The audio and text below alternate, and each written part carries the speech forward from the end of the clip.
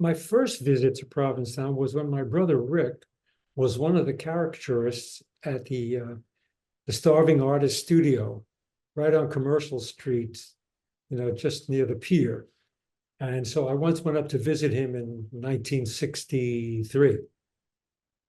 But it was 1976 when I was going through a change in my own work. It was the year that I picked up the view camera. The view camera was those old-fashioned cameras you see from the 19th century, a great big wooden camera that has a big lens in the front, and you have to put a big slide with a piece of film that's 8 by 10 inches into the back. And you have to put a cloth over your head. This is a very old way of making photographs. It's actually probably the original way that photographs were made. So I needed, in 1976, I was going through a period in my 35 millimeter work that I felt I needed to have greater descriptive power.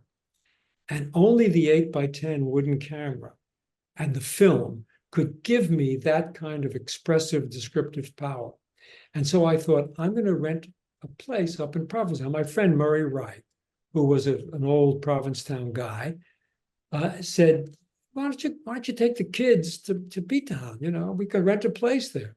So in April of 1976, I went up with him and Sasha, went to Provincetown. I rented a place in Provincetown right near, what's the big club? Everybody goes to the tea dance, the water. Oh, the boat slip.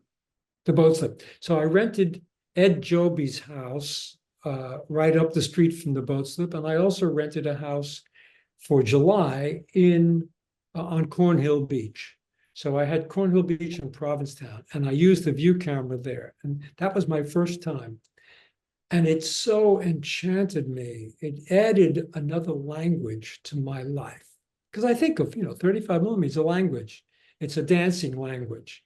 It's jazz because you're moving all the time. The 8 by 10 camera is much more of a classical instrument. So on the one hand, I have jazz. On the other hand, I have classical music. So they're two different temperaments, disciplines. They're two different time frames. One is a much more meditative experience where you feel the quality of the air and the light and the space, and you pause in front of it until you drink it in a way that really feels like this is really it. This isn't some flash thing that's disappearing. This has substance. And then you can make a frame of it. And so I found myself really speaking a whole new language. I still shot 35 millimeter, but now I was learning this other more articulate, more gracious language of the 8 by 10. And it served me well. I photographed large format for really the next 30 plus years.